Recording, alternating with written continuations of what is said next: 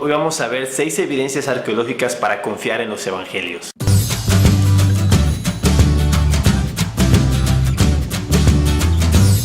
Antes de entrar a estas 6 evidencias, déjame decirte algo. La arqueología no te va a hacer creer en Cristo. Para creer en Cristo tú necesitas una obra sobrenatural de Dios. Pero si tú no te acercas a la Biblia porque no crees que su contenido sea serio, que su contenido sea real, sea histórico y sea confiable, déjame decirte que la arqueología ha demostrado una y otra vez que el contenido de la Biblia es histórico, es real y es confiable. Así que aquí te van 6 evidencias arqueológicas para creer en los evangelios.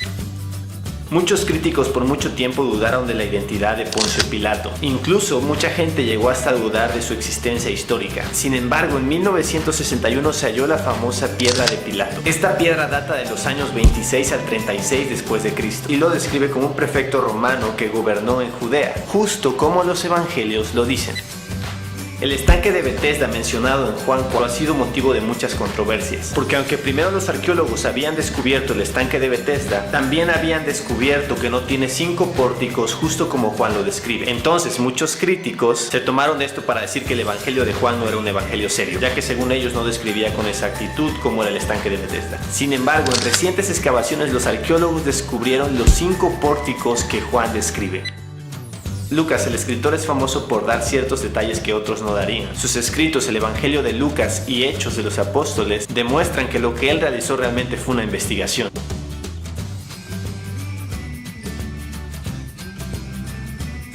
E increíblemente los arqueólogos han descubierto que estos 95 lugares están exactamente donde Lucas dijo que estaban. Lucas en su evangelio en el capítulo 3 versículo 1 menciona a Lisanias, tetrarca de Abilene. Seguro nunca te habías dado cuenta de eso. El caso es que según Lucas, este personaje debió estar viviendo y gobernando en este lugar en los años 20 después de Cristo. Pero los arqueólogos por mucho tiempo habían ubicado a este personaje en tiempos posteriores. Sin embargo, se descubrió una inscripción que data del año 14 al 37 después de Cristo, en la cual se menciona a un tetrarca llamado Lisanias. Por lo cual los arqueólogos han concluido que existieron 2 tetrarcas que se llamaron Lisanias en diferentes épocas. El censo que nos narra Lucas en el capítulo 2, en el cual José y María tuvieron que regresar a Belén, ya que para elaborar este censo se había dado la orden de que todas las personas regresaran a su lugar de origen. Este censo ha sido usado por los escépticos para atacar a la Biblia, siendo que esta práctica no tiene sentido en nuestros días y mucho menos que era una práctica que tuviera sentido en esa época. Lo que dicen es que la evidencia histórica demuestra que los censos en esa época no se hacían de esta forma. Sin embargo, la arqueología ha descubierto un documento que data del año 104 después de Cristo, donde se describe un censo de las mismas características en Egipto. Esto ha llevado a la conclusión a los arqueólogos que un censo de estas características si hubiera sido posible en el primer siglo, porque era una práctica común con algunos gobernantes. Por último, una de las más polémicas ha sido con respecto a la ubicación de Nazaret. Los ateos atacan fuertemente la Biblia por este lado, porque la Biblia describe a Nazaret estando en un lugar en Galilea, lugar en el cual Jesús creció y que incluso a Jesús se le conoció como Jesús de Nazaret. Pero el punto de ellos es que no hay documentos externos a la Biblia que confirmen la existencia de Nazaret o la ubicación de Nazaret justo donde la Biblia dice. La realidad es que los arqueólogos por mucho tiempo lucharon con este aspecto. Sin embargo, se ha descubierto un documento, el cual es una lista que contiene el nombre de los sacerdotes que fueron reubicados después de la destrucción de Jerusalén en el año 70. Estos sacerdotes fueron enviados a distintas ciudades y, oh sorpresa, uno de ellos fue enviado a la ciudad de Nazaret, lo cual quiere decir que en el año 70 después de Cristo existía un lugar llamado Nazaret.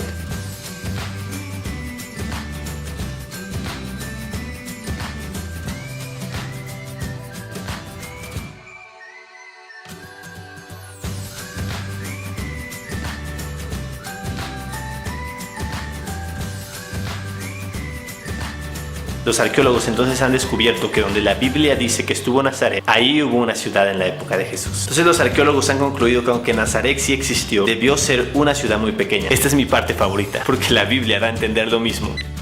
Podríamos mencionar muchos descubrimientos más. Sin embargo, solo he querido darte estos para darte una demostración rápida que los evangelios que narran la historia de Jesús son escritos en los cuales puedes confiar, que hablan de cosas reales que sí existieron, que históricamente están ahí, que la arqueología ha demostrado. Los evangelios son confiables.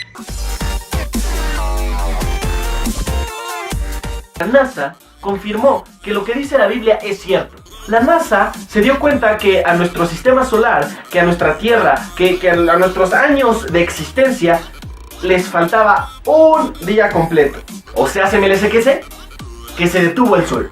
Pero ellos no podían explicar la razón, la causa de este fenómeno. Fue entonces que una persona que era cristiana del equipo de la NASA les comentó acerca de lo que la Biblia dice en Josué. Y entonces ellos vieron que la palabra dice que el sol se detuvo casi un día entero. Pero al momento que ellos vieron que decía casi, empezaron a dudar y dijeron, bueno, pero el punto es que nos hace falta un día, no casi un día. Pero fue entonces que este mismo compañero de trabajo de los de la NASA les comentó acerca de lo que dice en Reyes 20 del 8 al 10. Y es la historia de cómo Ezequías estaba a punto de morir. Pero entonces Isaías le dijo que no iba a morir. Ezequías no le creyó y le pidió una señal. Entonces Isaías le dijo, ok, ¿avanzará la sombra 10 grados o retrocederá? Y Ezequías respondió, oh, fácil, Isaías. Es normal que la sombra avance 10 grados, pero no que la sombra vuelva 10 grados.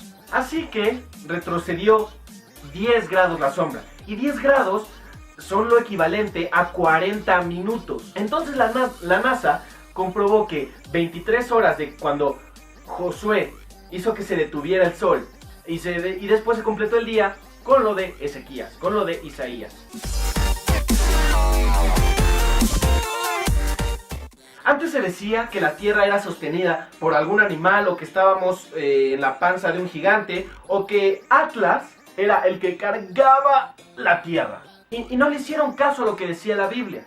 Y en la Biblia encontramos en Job 26:7 lo siguiente: Dios extiende el cielo del norte sobre el espacio vacío y cuelga a la tierra sobre la nada. Entonces, allí claramente decía que la tierra flotaba, que la tierra estaba elevada gracias a la gravedad. Bueno, eso no lo dice, pero tumba también a Newton, que en 1687 descubre las leyes de la gravedad, lo cual miles de años antes ya se había escrito que la tierra flotaba.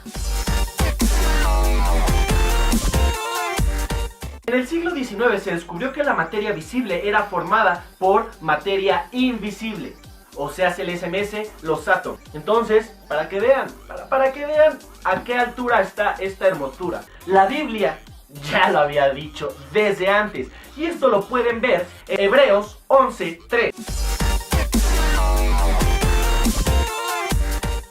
Antes del siglo XVI se decía que la Tierra era completamente plana, o más bien se desconocía que era esférica. Cabe aclarar que varios científicos, filósofos y teólogos de ese entonces, incluso desde mucho antes, ya habían dicho y ya habían propuesto que la Tierra era esférica. Pero el mundo no había aceptado esas propuestas, y fue hasta el siglo XVI que lo aceptaron y que ya todo el mundo decía, ¡oh, la Tierra es circular! Pero adivina qué, en la Biblia, ahí aproximadamente 681 años antes de Cristo, Isaías, el profeta Isaías, dice lo siguiente. Para esto es Isaías 40:22. Dios se sienta sobre el círculo de la tierra.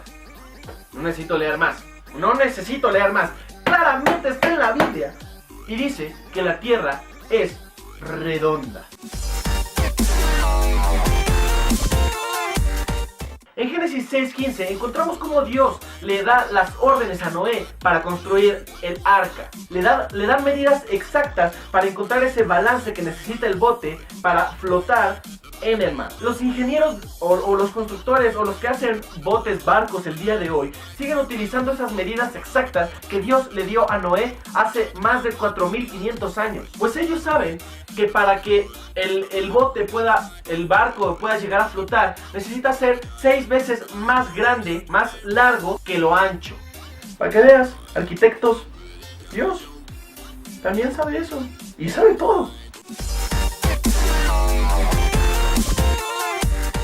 En Jonás 2:5-6, Jonás nos relata, o Jonás describe cómo en el mar hay relieves, hay montañas, o sea, no es plano el mar. Y yo sé que para muchos de ustedes esto es lógico, pero déjame decirte que fue hasta el siglo pasado que la ciencia descubrió estos relieves en el mar, y fue gracias a una máquina. Ahora tenemos incluso mapas que nos muestran los relieves del mar completo. Pero déjame decirte que Jonás no tenía esas máquinas, no tenía esa tecnología que se tenía el siglo pasado.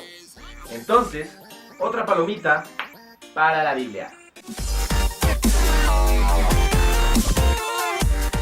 hace no más de 100 años, la ciencia se ha percatado que la Tierra se está degradando poco a poco. Incluso circulan por internet varias imágenes de cómo la Tierra se está volviendo un basurero, cómo se están talando todos los árboles, cómo todo se está volviendo un caos. Pero esto se nos advierte en varios pasajes de la Biblia. Por ejemplo, Isaías 51:6, Salmos 102, 25 al 26 y Hebreos 1:11.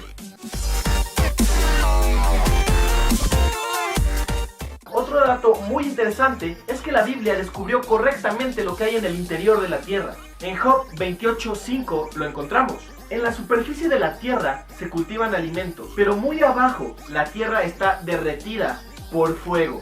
Así que aquí habla acerca del núcleo, acerca de cómo adentro de la Tierra, en el centro de la Tierra, está el núcleo, está llena de fuego. Sin embargo, fue hasta el año de 1936 que los científicos descubrieron esto, muchísimos años después de que la Biblia ya lo había descrito. La Biblia también describe el ciclo del agua, el ciclo de cómo el agua se evapora, a las nubes, llueve, bla bla bla, y otra vez, ¿no? Ese círculo del agua, ese ciclo del agua, lo describe la Tierra, lo describe la Biblia. Pero fue hasta el siglo XVI y XVII que Pierre Medaut, también el nombre aquí está, yo no soy francés, lo descubrieron a través de sus experiencias. O sea, el SMS 3500 años después de que ya se había descrito en la Biblia. Ahora, otro dato curioso es que hasta el siglo XVI se descubrió que el aire tiene un peso. Pero adivina qué, la Biblia ya lo había dicho. Y esto lo encontramos en Job 28:25.